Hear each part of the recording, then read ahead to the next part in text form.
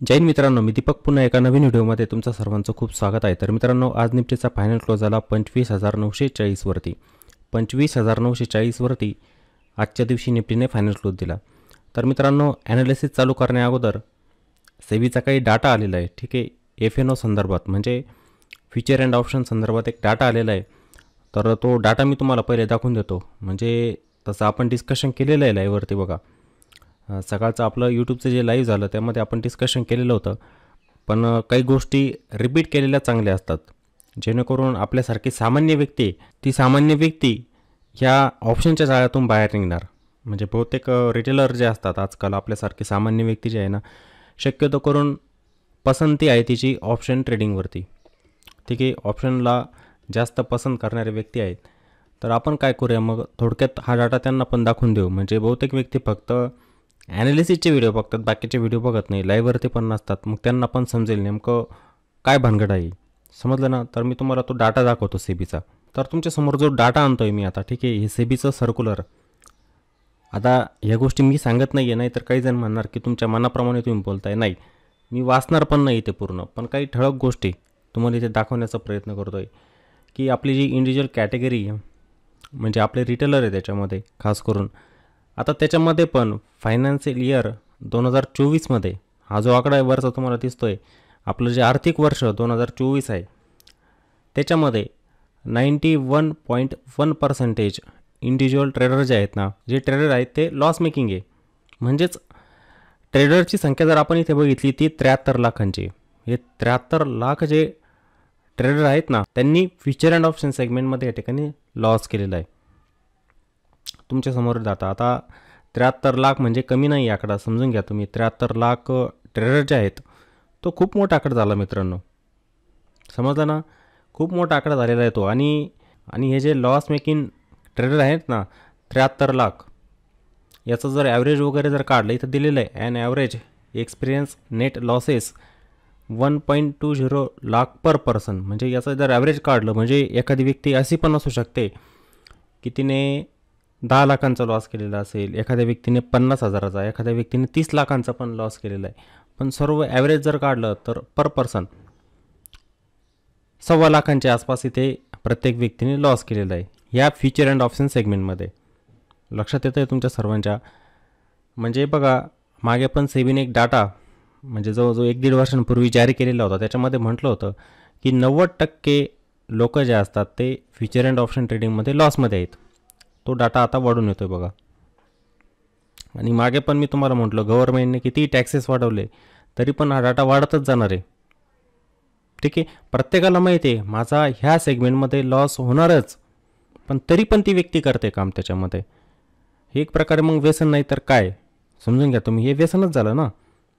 आता खाली आल्यानंतर हा डाटा आपल्याला दिसतो बघा. फायनान्शियल इयर 2022 ते 2024 या वर्षांमधला हा डाटा, 22, 23, 24, जवळजवळ आपण म्हणू शकतो 3 वर्ष. इथे 1.25 करोड जे ट्रेडर जे आहेत ना, त्यांनी जवळजवळ 1.81 लाख करोडचा ते लॉस केलेला आहे FNOमध्ये. हा पण आकडा छोटा नाही. मग विचार करा तुम्ही, किती मोठा आकडा येतो आहे निघून. खूप मोठा आहे, पण कोणाला समजतच नाही आपण काय केलं पाहिजे. चांगल्या गोष्टी सांगाव्या, लोकांना ते आवडत नाही. आपल्याला माहिती आहे, सर्व गोष्टी दिसत आहे. मी याचा स्क्रीनशॉट पण आपल्या ग्रुपवरती टाकेल, डिस्कशन ग्रुपवरती. कोणाला वाचायचं असेल पूर्ण तुम्ही वाचू शकतात. खूप साऱ्या गोष्टी इथे दिलेल्या आहे. मी थोडक्यात फक्त तुम्हाला सांगतो आहे, ज्या महत्त्वाच्या गोष्टी तुम्हाला सांगतो आहे की किती लॉस या ठिकाणी होतो आहे, तरी पण आपण त्याच गोष्टी करतो आहे. मला माहिती आहे FNOमध्ये आलो माझा लॉस होणार, मी जो पैसा कमावतो आहे कष्टाने तो माझा जाणार आहे, हे माहीत असूनसुद्धा मी त्याच्यात जातो आहे. मग ही कोणाची चूक, लक्षात घ्या, तुमचीच चूक आहे. त्यामुळे यापासून आपण वाचलं पाहिजे. त्यानंतरची महत्त्वाची गोष्ट म्हणजे काय, major category wise PNL pattern. मग याच्यामध्ये प्रॉफिट कोण करतं आहे. आपण जर म्हटलं की 91.1% इथे प्रॉफिटमध्ये, मग बाकीच्या ज्या व्यक्ती आहेत त्या प्रॉफिट बनवत आहे. मग त्याच्यामध्ये कोण आहे, त्याच्यामध्ये कोण आलं, ही FPI आले त्याच्यामध्ये. FPI म्हणजे काय, फॉरेन पोर्टफोलिओ इन्व्हेस्टर, आपण त्यांना FII पण म्हणू शकतो हे. आणि त्यानंतर प्रॉप्रिटरी ट्रेडर्स, आपण त्यांना प्रो म्हणत असतो, प्रो ट्रेडर. आता ही कोणती कॅटेगरी असते बघा. याच्यामध्ये पण काही नॉन गव्हर्मेंट इन्स्टिट्यूशन असतात, त्या पण येतात त्याच्यामध्ये प्रो ट्रेडरमध्ये. त्यानंतर HNI कॅटेगरी जे असते, HNI HNI कॅटेगरी पण याच्यामध्येच मोडते प्रोमध्ये, समजलं का? हे प्रॉफिट बनवत आहे, ठीक आहे ना? ते इथे प्रॉफिट बनवत आहे आणि त्यामध्ये पण असं लक्षात आलं की ते अल्गोने ट्रेड डिप्लॉय करत असतात, त्यांचे इमोशन पण नसतात त्या ठिकाणी. लक्षात आलं ना? इथं दिलेलं बघा, majority of profits for FPI and pro traders were made by algo entities.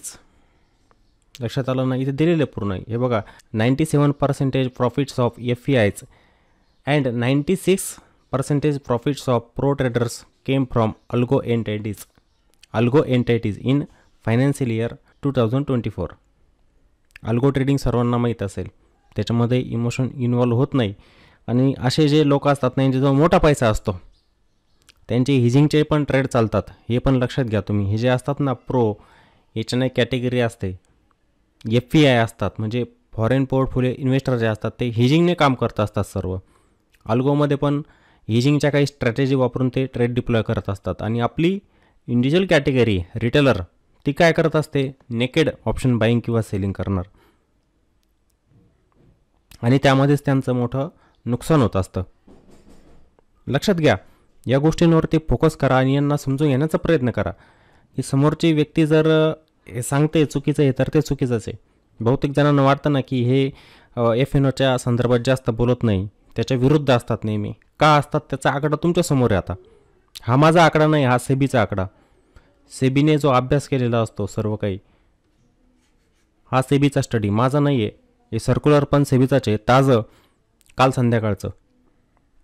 लक्षात येते ना? त्यामुळे याच्यापासून थोडंसं आपण सावधान राहिलं पाहिजे, याच्या बाहेर पडलं पाहिजे. लक्षात घ्या तुम्ही, ठीक आहे ना? आणि प्रोडक्ट रेफरन्स, लोकांचा कल कुठे जास्त आहे, लक्षात आलं ना? कल कुठे जास्त आहे.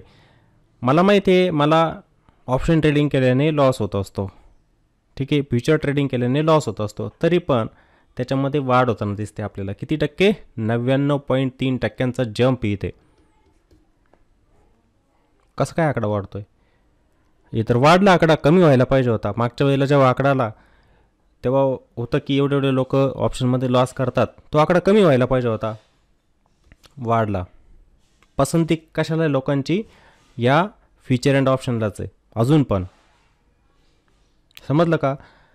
त्यानंतर इथे हा खाली पण आकडा आहे बघा, फ्युचरचा आकडा हा, ठीक आहे ना? At least once during a year has came down. कशाचा आहे? The percentage share of future and option traders who traded futures. फ्युचरचा आकडा फक्त, फ्युचर ट्रेडिंगचा हा थोडा घटलेला आहे. म्हणजे फायनान्शियल इयर 2022मध्ये हा आकडा 10.6% होता, आता तो आलेला आहे 5.9% वरती. फ्युचरमध्ये थोडासा घटलेला आहे, पण ऑप्शनमध्ये वाढलेला आहे. हे वरती दिसतंय ना तुम्हाला ऑप्शन्स, आणि हे फ्युचरचा आकडा आहे. याच्यामध्ये थोडी घट झाली फ्युचर ट्रेडिंगमध्ये, पण ऑप्शनमध्ये जंप घेतला. कारण की रस्त्याने चाललं की बघायला मिळतं. आज काय केलं? 0 केला. 10,000 रुपये घेऊन आलो होतो आणि एक्सपायरी गेलो, संपले ते आज. काय अडचण नाही आहे, उद्याच्या दिवशी पण एक्सपायरी आहे फायनान्स निफ्टीची, त्याच्यामध्ये पण 10,000 रुपये 20,000 रुपये घेऊन येऊ, लावू त्याच्यामध्ये.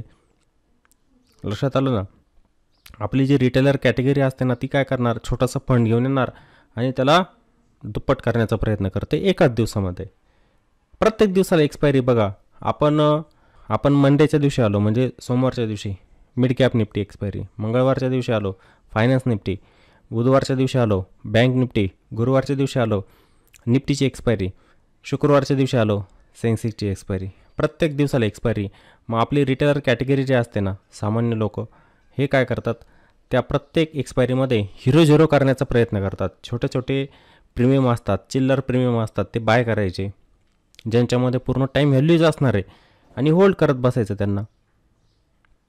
त्यामुळे त्यांचं नुकसान होतं. त्यामुळे ऑप्शनमध्ये खूप जण येत आहे आजकाल. 100 लॉटने बाय करणं, 200 लॉटने बाय करणं, 500 लॉटने ट्रेडिंग करणं, हे वाढतच चाललेलं आहे. कमी होणार का? नाही होणार. Mouth to mouth publicity. एक मित्र दुसऱ्याला सांगतोय, अरे तू काय ते स्टॉक घेऊन होल्ड करतोय 10 दिवस, 7-8% प्रॉफिट घेतोय, त्यापेक्षा निफ्टीचे 100 लॉट घे ना, एका दिवसामध्ये तुझं 50,000 1,00,000 रुपयांचं प्रॉफिट बनेल.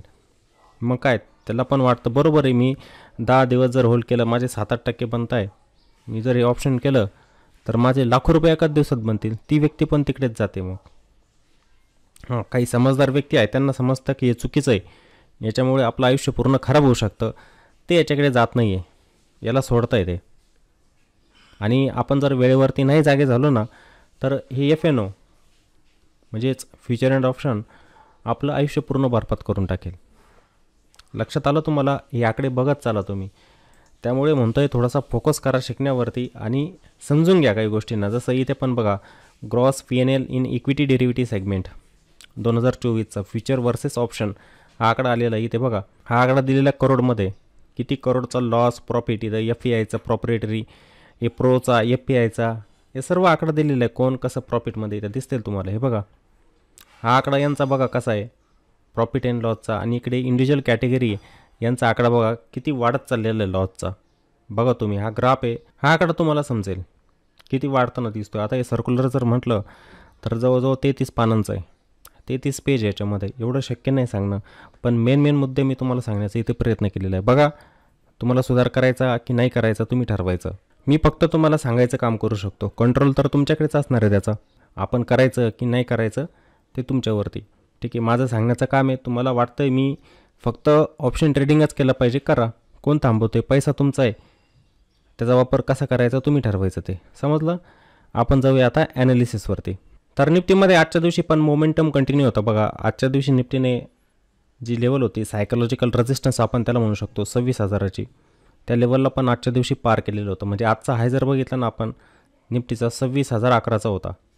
हा पुन्हा एक नवीन ऑल टाईम हाय. आपण म्हणतोय ना, काही जण म्हणताय ना की मार्केट इथून शॉर्ट होईल, खाली येईल, ते खालीच येत नाही आहे.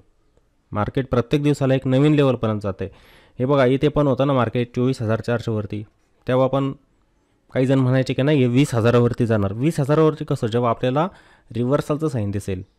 आपण म्हणायचो की हे जे लो जेव्हा इथे ब्रेक होतील तेव्हा निफ्टीमध्ये करेक्शन यायला सुरुवात होईल, निफ्टीचा ट्रेंड चेंज होणार. तोपर्यंत नाही काहीच. मार्केटने एक शार्प रॅली इथून दिली, नंतर एकदम मस्तपैकी स्विंग बनवत चाललेलं आहे मार्केटवरती. 26,000वरती जाऊन पोहोचलेलं आहे. मार्केट कधी एका डायरेक्शनने जात पण नसतं. थोडेसे रिट्रेसमेंट मार्केटमध्ये येत जाणार. जसं मार्केट आता 26,000वरती गेलेलं आहे तर छोटंसं करेक्शन किंवा मार्केटने ते कन्सॉलिडेशनमध्ये जायला पाहिजे. ते मार्केटसाठी अजून चांगलं. नाहीतर ते अशाच तेजीमध्ये वरती गेलं तर मग काही दिवसांनी अचानक एक मोठी कॅन्डल बनून जाते, मार्केटमध्ये प्रॉफिट बुकिंग येऊन जाते अशा पद्धतीची. मग ते चांगलं नसतं मार्केटसाठी. मग मार्केट एकतरी ते काय गेलं पाहिजे, कन्सॉलिडेशनमध्ये गेलं पाहिजे. म्हणजे थोडे दिवस इथं थांबायला पाहिजे. ते मार्केटसाठी काय हेल्दी असतं. थोडा दिवस वेळ घालवला इथे मार्केटने समजा आणि पुन्हा आपल्या मोमेंटमला कंटिन्यू केलं. किंवा एक छोटंसं रिट्रेसमेंट. मग ते रिट्रेसमेंट कुठपर्यंत येऊ शकतो त्या लेवल पण आपल्याला माहीत असल्या पाहिजे. जसं मार्केट 26,000वरती गेलं मग पुन्हा 500 किंवा 700 पॉईंटचं एक रिट्रेसमेंट. रिव्हर्सल नाही म्हणत आहे मी, रिट्रेसमेंट. म्हणजे इथे निफ्टी आता ही खाली आली तर 25,400 25,300 ह्या लेवलपर्यंत छोटंसं रिट्रेसमेंट निफ्टीमध्ये येऊ शकतं. पॉसिबल आहे, येईलच असं पण नाही आहे. बघायचं आपल्याला काय होतं आहे.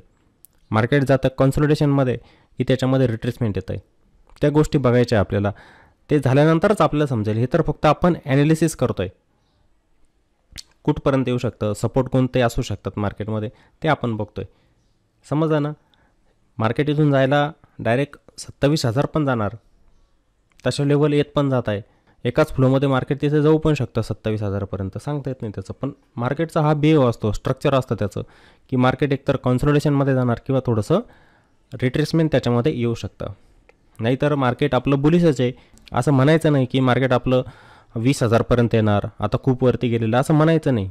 असं म्हणून आपण मागे राहतो आहे. उलट जो डीप येतो आहे ना, डीपमध्ये गुंतवणुकीच्या चांगल्या संधी असतात, त्या मार्केटमध्ये आपण शोधायच्या असतात. स्टॉक असतात, ETF असतात, त्यांच्यामध्ये रिव्हर्सल बघून आपण बाईंग केली पाहिजे. जसं मार्केटवरती जातं तिथे आपल्याला फायदा होत असतो. मग लक्षात आलं तुम्हाला? मार्केटचा क्लोज पण चांगला आहे, खराब नाहीच आहे क्लोज आज पण, ठीक आहे. आणि एक लेवल जी होती सायकोलॉजिकल रेजिस्टन्स 26,000ची, तिथपर्यंत मार्केट जाऊन पण पोहोचलेलं आहे. मग आता काही महत्त्वाचे लेवल ज्या इंट्राडेमध्ये आपल्यासाठी महत्त्वाचे असणार आपण बघू त्या ठिकाणी. मग मार्केट कसं वरती जाऊ शकतं, कोणता हर्डल मार्केटसाठी येऊ शकतो, कोणता सपोर्ट असेल चांगला, या सर्व गोष्टी बघण्यासाठी आपण जाणार 5 मिनिटांमध्ये. तर आज सकाळी बघा, मार्केटची ओपनिंग झाल्यानंतरच मार्केटने ताबडतोब एक डीप मारला होता ह्या लेवलपर्यंत, या सपोर्ट लेवलपर्यंत, ठीक आहे. इथेच इजी लाईन आपण ड्रॉ केलेली आणि ताबडतोब इथे बाउन्स घेतला होता. त्यानंतर इथे कंटिन्युएशन झालं प्राईजचं. इथून निफ्टीवरती गेलेली होती. म्हणजे आपण मागची जर प्राइजेक्शन बघितली ना, त्याचंच एका पद्धतीने ते कंटिन्युएशन झालेलं होतं. पासून निफ्टीने एक पुन्हा हाय बनवला इथे. आजचा डे हाय म्हणू शकतो आपण. इथून मार्केटमध्ये आलेलं होतं करेक्शन. थोडं करेक्शन आलं आणि लाईव्हवरती मी तुम्हाला म्हटलं पण होतं की हे मार्केट खाली येतं फक्त हे इंट्राडेसाठी. ओव्हरऑल ट्रेंड जर बघितला आपण निफ्टीचा तर तो अप ट्रेंड चालू आहे. इंट्राडेमध्ये होतच असतं, काही वेळेला खाली येणार वरती जाणार, ही ॲक्टिव्हिटी चालूच असते. आपण असं लाईन पण इथे ड्रॉ केली होती, ट्रेंड लाईन, आठवतं आहे सर्वांना.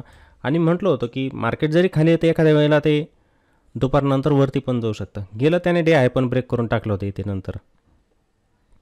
ठीक आहे ना, म्हणजे मार्केटने चांगला बाउन्स घेतला. हा रिव्हर्सल दिलेला होता, आपण याला काय म्हणू शकतो, रिव्हर्सल दिला. नंतर पुन्हा मार्केट जेव्हा डे हायवरती गेलं, म्हणजे हा जो डे हाय होता पहिला होता हा डे हाय. जर मी तुम्हाला इथे एक हॉरिझॉन्टल लाईन ड्रॉ करून दाखवली तर अशा पद्धतीने हे बघा, ही लाईन याला पण ब्रेक केलेलं होतं. इथून पुन्हा पण इथे सेलिंग झाली ताबडतोब. म्हणजे ती सेलिंग कशी झाली, मार्केट इथं पहिले 26,000ला ब्रेक करून गेलं. एक मोठा स्पाईक पण इथे लागलेला होता. मग जे इंट्राडे करतात ना त्यांच्यासोबत काय होत असतं या ठिकाणी, जे इंट्राडेमध्ये कॅच करण्याचा प्रयत्न करतात मार्केटला, मार्केट एकदम शार्प वरती गेलं, मोठा स्पाईक मारला, त्यांनी कॉल ऑप्शन बाय केलेला असणार आणि तो स्पाईक ताबडतोब लागलेला होता. ताबडतोब लागला पण आणि मार्केट तसं खाली पण येऊन गेलं. जी ग्रीन बनणारी कॅन्डल होती ना ती रेडमध्ये नंतर कन्वर्ट झाली. म्हणजे वरच्या बाजूने बघा इथे कॅन्डलला पूर्ण शॅडो बनलेली. ताबडतोब इथे सिलिंग पण आली मार्केटमध्ये आणि ताबडतोब मार्केटमध्ये बघा एका सपोर्ट लेवलपर्यंत जिथून बाउन्स घेतला होता ना तिथेच येऊन पोहोचलं. हे बघा ही जी लेवल दिसते तुम्हाला 25,925च्या आसपास येथे येऊन पोहोचलेलं होतं. जिथून रिव्हर्सल दिला होता तिथेच मार्केट पुन्हा येऊन पोहोचलेलं होतं ह्या ठिकाणी. मग आता इथे वेळ पण नव्हता मार्केटमध्ये, शेवटचे 20-25 मिनटे बाकी होते. थोडासा बाउन्स घेतला फक्त मार्केटने आणि इथं फायनली क्लोज देऊन टाकला. म्हणजे तसं बघायला गेलं तर मार्केटमध्ये अपसाईड डाऊनसाईड मूव्ह होते आजच्या दिवशी. एक डायरेक्शनल रॅली जी पाहिजे होती आजच्या दिवशी नव्हती, पण एक लेवल जी होती ना 26,000ची ती गाठलेली होती मार्केटने. नाहीतर मार्केट ह्या एका रेंजमध्येच होतं, 81 पॉईंटची रेंज होते फक्त आणि त्या रेंजमध्येच मार्केट इथं ट्रेड करत होतं. लक्षात आलं तर हे बघा, मार्केटला समजून घ्या, मार्केटचा ट्रेंड समजून घ्या. हे जे मार्केट जसं बॉटमपासून रिकवर झालं, आज एक प्रकारे मार्केट इथं थांबलेलं आहे. मग ते मोमेंटमला कंटिन्यू करू शकतं, असं मी म्हणत नाही की करू शकणार नाही. पण एक काय असतं, प्राईसचा भेव असतो की एक शार्प वरती दिलेली रॅली तर एक पॉज किंवा थोडंसं रिट्रेसमेंट बनतं त्याच्यामध्ये. मार्केटला जरी तुम्ही वरती जायचं असेल ना, पुन्हा 26,000चा एक रेजिस्टन्स आहे, अजून पण रेजिस्टन्स आहे ती लेवल. कारण की बघा रिजेक्शन कुठून आलेलं आहे, ही कॅन्डल आहे, हिला बघा.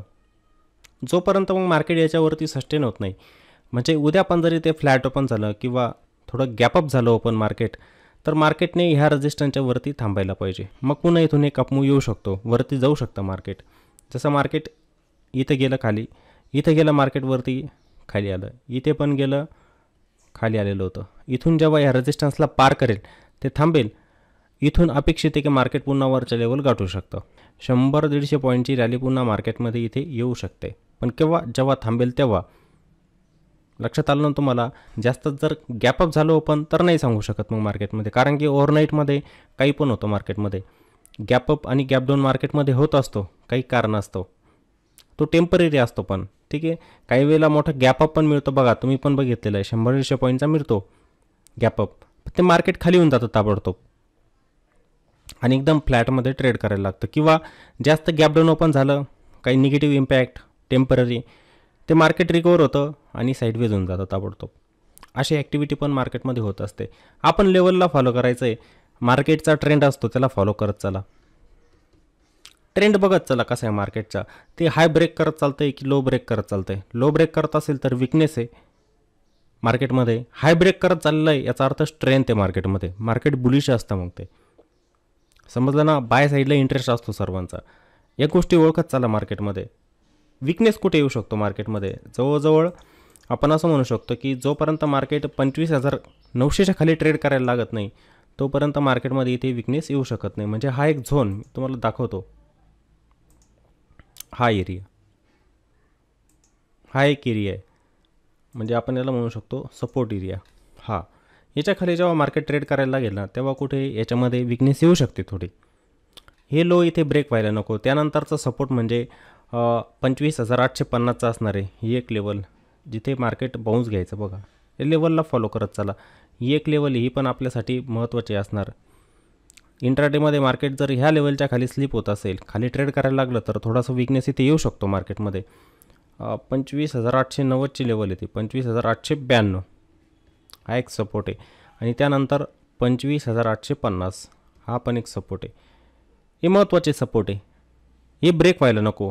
मार्केट जरी खाली येतं आहे ना, समजा फ्लॅट ओपन झालं, खाली आलं, त्याने ते बाउन्स घ्यायला पाहिजे, वरती जायला पाहिजे. जे स्ट्रॉंग मार्केट असताना त्याच्यामध्ये होतं असं की सुरुवातीला येते सेलिंग, पण मार्केटमध्ये नंतर रिकव्हरी येऊन जाते, ते ट्रेंडिंग व्हायला लागतं.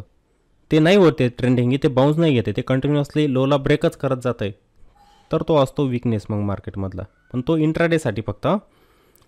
हे इंट्राडेसाठी आपण जे बघणार ना आता इथे सर्व गोष्टी 5 मिनिटांमध्ये, त्या इंट्राडेसाठी. नाहीतर ओव्हरऑल मार्केट आपलं बुलिश चाललेलं आहे. त्याचा ट्रेंड पण पॉझिटिव्ह अप ट्रेंड आहे त्याचं चालू. लक्षात आल्या गोष्टी ह्या काही महत्त्वाच्या लेवल होत्या इथे. आणि मार्केटमध्ये काम करताना अभ्यासावरती फोकस करा मित्रांनो, ठीक आहे. स्वतः स्टॉक सिलेक्शन करायचं शिका, स्वतः ॲनालिसिस करायचं शिका. थोडे दिवस मार्केटमध्ये द्या, सक्सेस आहे येते, पण कोणी वेळ द्यायला तयार नाही. प्रत्येकाला ताबडतोब पाहिजे. मी मार्केटमध्ये आलो, शेअर मार्केटचं नाव ऐकलं की माझा पहिल्याच दिवसापासून प्रॉफिट बनायला लागलं पाहिजे. अभ्यासावरती भरच नसतो कोणाचा. स्वतः करा ना, चार्ट रीड करत चला, बघत चला त्यांना. थोडे दिवस बघायला लागले की आपोआप समजायला लागतं त्याच्यावरती काय होतं आहे. करा फोकस त्याच्यावरती, लक्ष केंद्रित करा, थोडा वेळ द्या. असं नाही ना की वेळ पण द्यायचा नाही आणि पैसा पण बनला पाहिजे, असं तर कधी होत नसतं. समजलं का? तुम्हाला वेळ पण द्यावा लागेल. रिस्क मॅनेजमेंट म्हणतो आपण, त्याला पण फॉलो केलं पाहिजे. समजलं का? मनी मॅनेजमेंट पण असतं. एकाच वेळेला कधी मोठा पैसा मार्केटमध्ये लावायचा नसतो, जास्त रिस्क घ्यायची नसते, मोठे लॉसेस आहे ते घ्यायचे नसतात, त्याच्यातून बाहेर पडायचं असतं, ट्रेंडला फॉलो करायचं आहे. या गोष्टी तुम्हाला पुढे भविष्यामध्ये टिकण्यासाठी पण मदत करेल. मार्केटमध्ये तुम्ही जास्त दिवस टिकू शकतात. कोणाचं ऐकून काय ते स्विंग ट्रेडिंग करतो स्टॉकमध्ये, ऑप्शन ट्रेडिंग कर, या गोष्टी ऐकून तुमचं आयुष्य तुम्ही खराब करणार. शेवटी तुमचा पैसा कुठे लावायचा तुम्ही ठरवायचं. आणि मार्केटमध्ये काम करताना स्टॉप लॉस आहे याला विसरू नका. मार्केट कोणत्याही दिशेने जाऊ शकतं, कुठेही जाऊ शकतं. ते रिस्क नेहमी असतेच मार्केटमध्ये, आपण सेफ नसतो.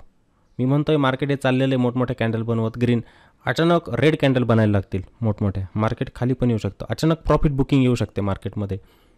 मग तिथे आपल्याला स्वतःला सेफ करायचं आहे. त्यासाठी मग तुमच्या सिस्टममध्ये स्टॉप लॉस ऑर्डर असलीच पाहिजे. मनात नाही पकडायचं स्टॉप लॉस. मार्केट मग जायला किती खाली जाऊ शकतं. आपण जेव्हा विचार करायला लागतो ना, आपले अपोजिट जात असतं नेहमी मार्केट. आपण म्हणतो ना की नाही इथून बाउन्स घेईल, ते घेत नाही, ते खालीच येतं. मग आपण म्हणतो इथून बाउन्स घेईल, नाही ते खालीच जाणार. मग तुम्ही जिथे निघणार ना तिथून मार्केट बाउन्स घेतं, वरती निघून जातं. ते अपोजिट चालतं आपल्या इमोशन.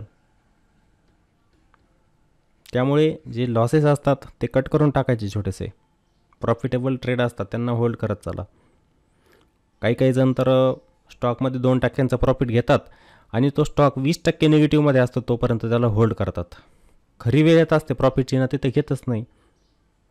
लक्षात आलं? या नियमांचं पालन करत चला. सक्सेस ठेवलेलं आहे मार्केटमध्ये आहे, पण तुम्हाला घेता येत नाही ते, आणि वेळ द्यायचा आहे त्याच्यासाठी. आणि जो डाटा मी तुम्हाला दाखवला सेबीचा, आणि तो डाटा जर तुम्हाला समजतो आहे तर तुम्ही मला कॉमेंट बॉक्समध्ये टाकायचं आहे की हो खरंच आपण FNO करायला नको. ज्यांना वाटतं करायला नको त्यांनी कॉमेंट बॉक्समध्ये लिहा की खरंच FNOमध्येच जायला नको आपण. आणि ज्यांना वाटतं की मी ऑप्शन ट्रेडिंगच केलं पाहिजे त्यांनी पण टाका की जास्त पैसा ऑप्शन ट्रेडिंगमध्येच बनतो. बघूया कोणती संख्या जास्त येते. ठीक आहे. तर माझ्या मते सर्वांना व्हिडिओ नक्की आवडलेला असेल. आवडला तर व्हिडिओला लाईक पण करायचं, व्हिडिओला कॉमेंट पण करा, आणि व्हिडिओला जास्तीत जास्त शेअर पण करा. चला तर मग पुन्हा भेटू एका नवीन व्हिडिओमध्ये. जय हिंद.